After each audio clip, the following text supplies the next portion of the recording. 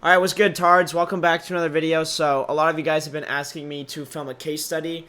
So, I'm finally sitting down and I'm filming it. I've been so busy, but I want to show you guys, as you can see on the screen, January 1st, we did $116,750 in sales. So, what I'm going to be doing is going over basically what we did to get to this point and what we plan on doing down the line to scale further, on top of what I learned and how you guys can hopefully replicate similar results, or just in general take away from this. Is more of a case study. I just want to go over exactly what we did, because obviously, as you guys know, this is pretty crazy. I know me and Kane, my business partner, are also pretty amazed at how we got this far, but I'm going to show you guys and take you through exactly how we got here. So first of all, I want to start and prove to you guys, obviously, this isn't fake.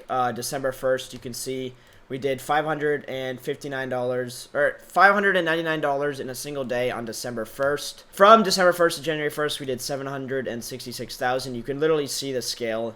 So go to sales, $600 on December 1st, all the way up to $116,750 on January 1st. That is a 19,400% gain. So I'm going to be going over exactly how we did that. This is just proving to you guys that obviously I'm not bullshitting. I can reload it, whatever you want. It's obviously there. It's real. I'm not lying. Anyway, let's start. So let's head over to the Miro board now. Alright, so as you can see now, I took you to the Miro board. And again, on December 1st, we did $599 in sales. On January 1st, we did $116,750, which is a 19,400% increase from December 1st, which is absolutely insane. Like I said, me and Kane also understand this is obviously, with everything we've done and put together, it's not just something that spawned into thin air, right? We made it happen. But I do want to take you guys through and show you exactly how we made this happen from start to finish. It's going to be a lot more of a raw video, so if you guys can't sit down and watch this for the next 20-30 minutes, however long it ends up being, you're absolutely cooked. But again, a lot of you guys wanted a case study, so that's exactly what I'm going to be doing. Let's start with product research. So the very first thing for starting, obviously, is a product that can sell. So we went on Calo data, very simple. I'm going to be pulling these away so you can see, don't get overstimulated by all the words. But we started on Calo data. Very simple.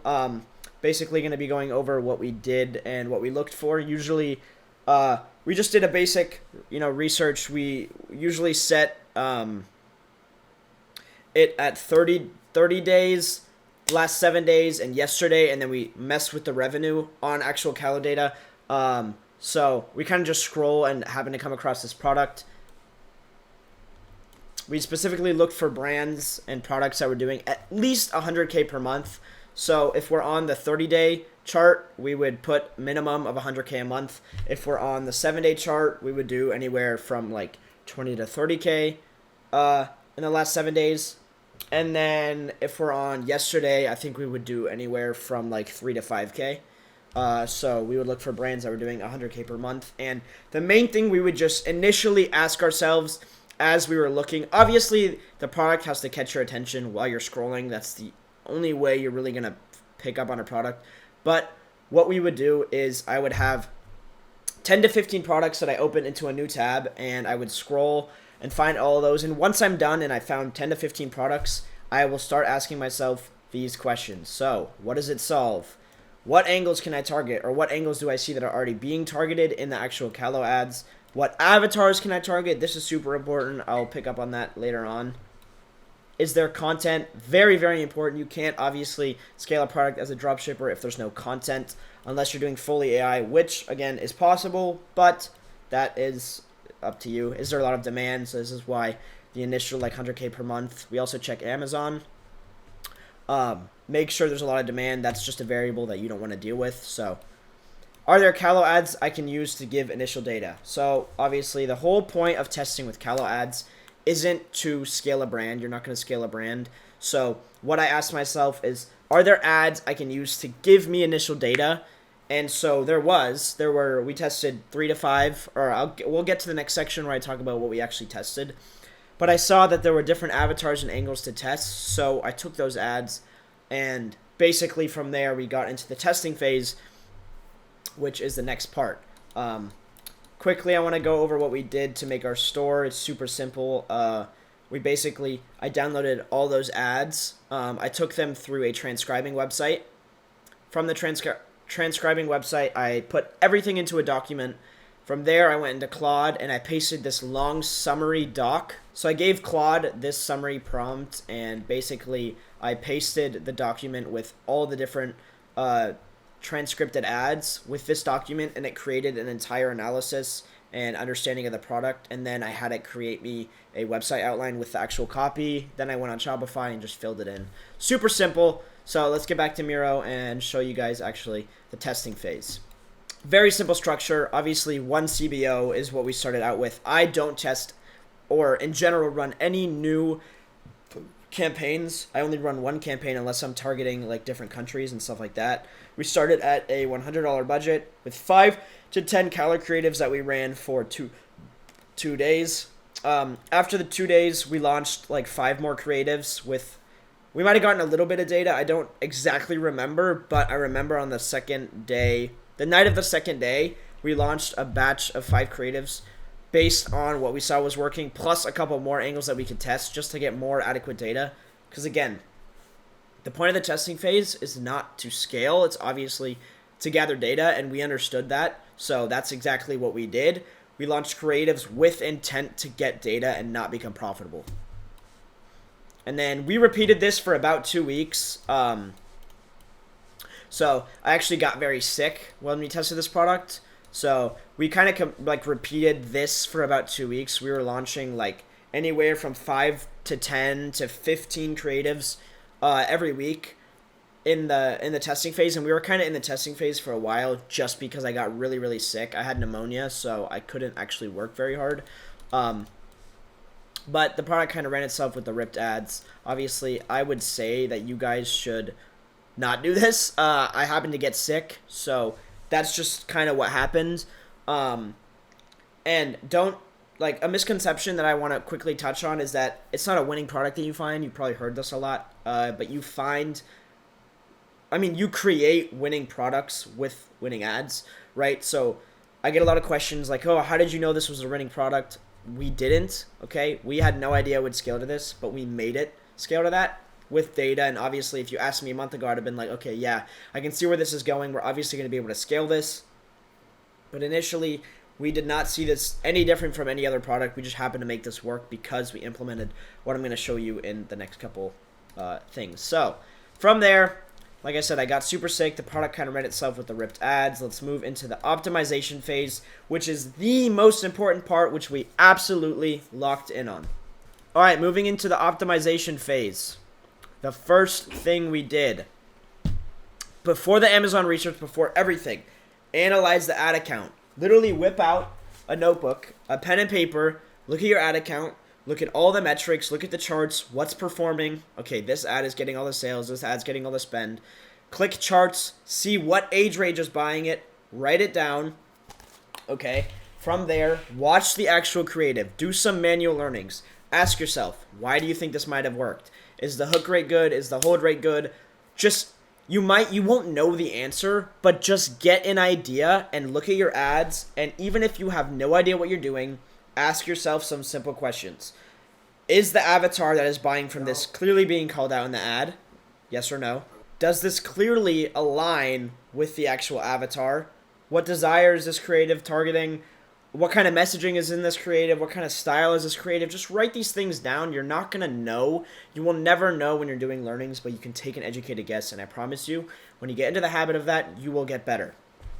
From there, we started to do a shit ton of Amazon research, like hours. So what I did is I basically found 3 to 5 direct or indirect competitors on Amazon. I opened them all in different tabs, and I literally just sat and I scrolled through the 5-star reviews and the 1-star reviews for hours, writing everything down.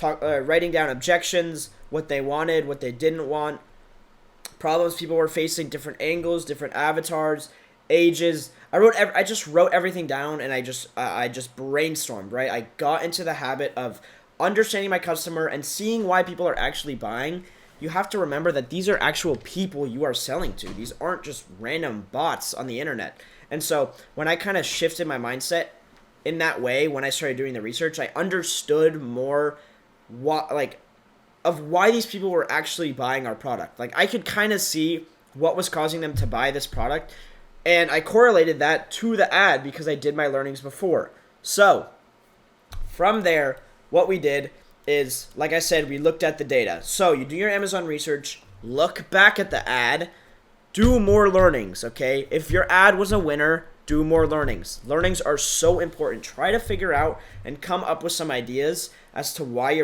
your prior ad could have performed, and test those theories. If you don't know where to go from there, test those theories. You have some ideas, you have a little bit of understanding of why that ad worked, so test it. One thing I like to say, and one thing not my old mentor, but my mentor actually taught me, was if testing doesn't cost you money or doesn't cost you anything but time and you have the time to do it, just test it, okay? Even if you think you're stupid, get the reps in and just test it. Like, it's not going to hurt. Obviously, at our scale now, we have to be a lot more intentful with our testing. But when you just don't know any better, just test. Like, a lot of you guys obviously don't know exactly what to do to get to this level. And I can say that I know exactly what to do, but that's not true. Like, obviously, like, there were factors that play a part that I can't really explain. But I can obviously repeat where I got and repeat and explain exactly how I got here, which I'm doing to you guys. So, like I say here, analyze data. So Amazon research, look at the data, analyze the data, analyzed our bottleneck. So we understood that our creatives were clearly the bottleneck, right? What was driving, what was stopping us from scaling? When you're talking about bottlenecks, what is stopping you from getting to the next level, right? It's very simple. It could be your offer, it could be your website. Just look at the data, put two and two together. We knew that people were clicking through and buying, but the problem was getting people to the actual website to buy. We had like an 8% conversion rate or even higher sometimes. So the problem wasn't getting people to convert, it was getting people to the actual website. So we figured out that our bottleneck was the creatives. We asked ourselves, why weren't our creatives working? Didn't align with our customers. Like I said, after we did all that research, we came back with a fresh mind the next day and could understand why our bottleneck was an actual bottleneck, if that makes sense. And then after that, we asked ourselves, why were they buying? And we also didn't really know, but we can infer why they bought with all the research that we just did. So that's exactly what we did.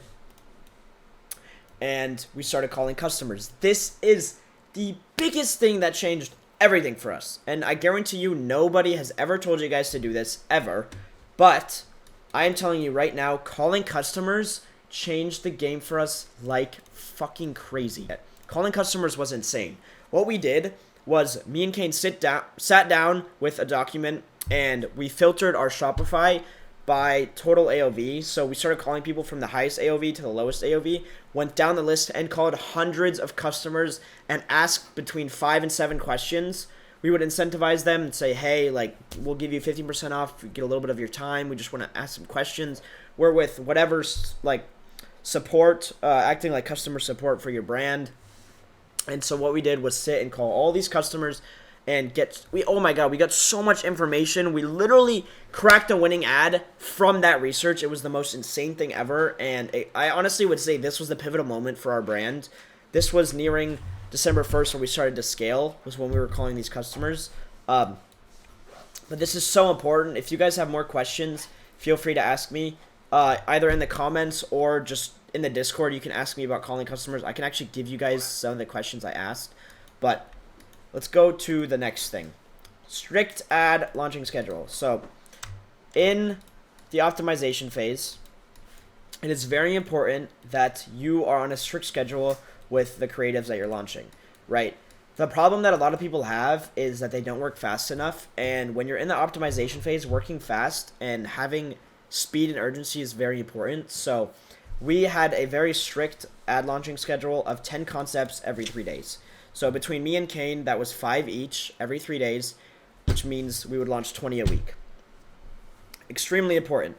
And every single concept we launched, we wrote down why we're launching it, why we're testing it, and what we think is going to come out of this, right? Because the whole goal of what you're doing is to gather data. You have to remember, obviously you want to sell and make money, but the whole point of launching an ad is to gather data and see how the market responds. So if you're not writing down why you think this is going to work, why you think this may work, then you will have zero understanding and you will not be able to replicate it at all.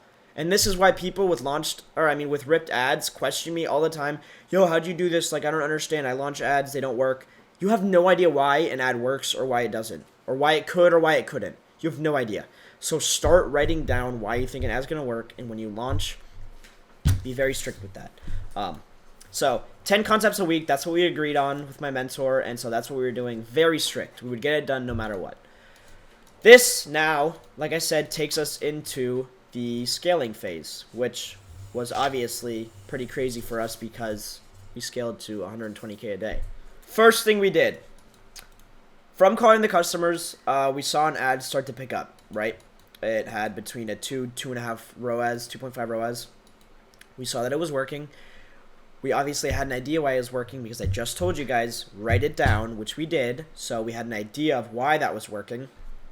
We wrote it down and we started to repeat our hypothesis as to why it was working, because obviously you're never going to 100% know. Like, you will never know exactly why a customer bought your product unless, you go ahead and call them like we did, which is why that was so important. But you can take all your data and all your research and kind of write down a estimated guess, kind of figure out some ideas or hypotheses behind why something was working. And so what we did is just start repeating what was working and testing those hypotheses. And we kind of figured out why it was working because those things, again, we wrote it down and we saw that something performed. And if something performed based on our hypothesis, we can kind of say that that was true, if that makes sense. Obviously, you'll never 100% know, but that's the whole point of testing.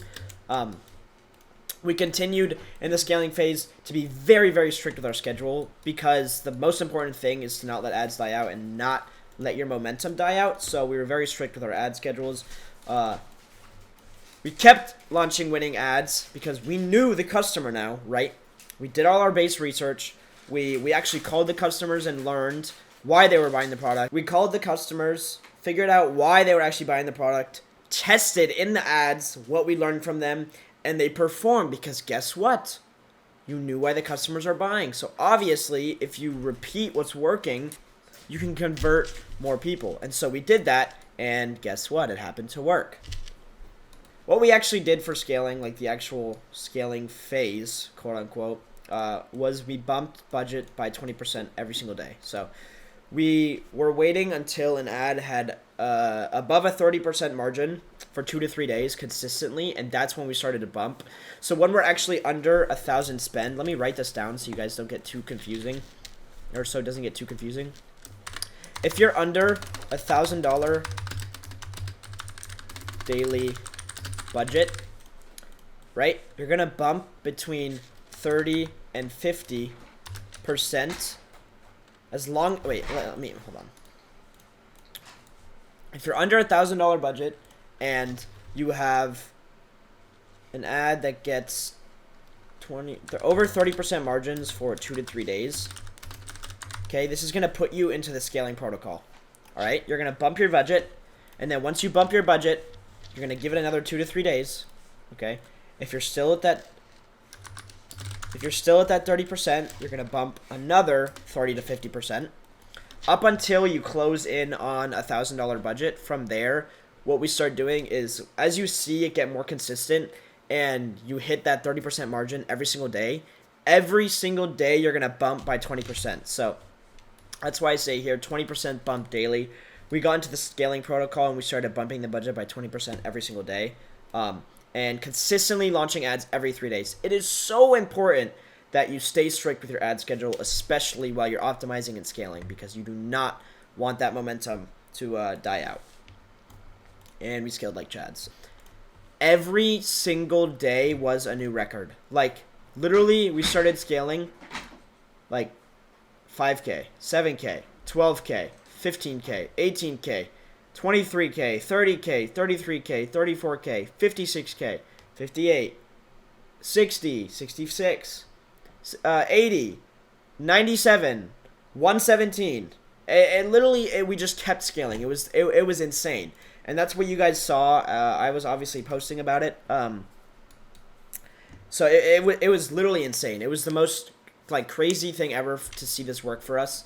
And it really was a matter of simplifying things. And so now I want to go over like some takeaways and like things that you guys should actually learn from this. I know I've been yapping for a while, but I'm very passionate about all of this because it's very important, and I am a prime example of what happens when you just don't stop. I did this for a year and 8 months with no results, and I scaled to 2 million in 60 days. So it like your life changes like this when you put in the work. I promise you. Now, takeaways. Systems are the most important thing, and it is the biggest thing that we learned because we scaled to 120K without a single employee. We had no VAs, we had no editors, no creative strategists. The only thing we had was an email team, and all they did was just do like abandoned cart flows. The amount of emails that started piling up, thousands. Me and Kane would wake up 3 hours early and just spam emails. It was horrible. And so the biggest takeaway is before you start scaling to these crazy numbers, start hiring out those things and those tasks so you can focus on the creatives.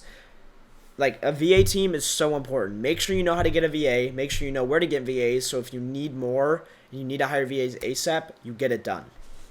Okay? Systems, number 1. Number 2, while you're scaling, look at what's working and repeat, okay?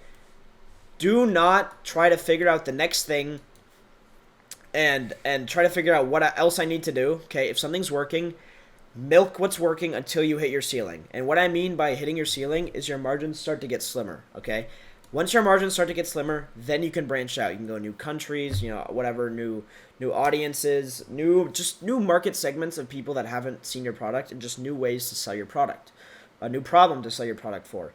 But until your margins start to get slimmer and you notice your ceiling get hit, do not branch out, okay?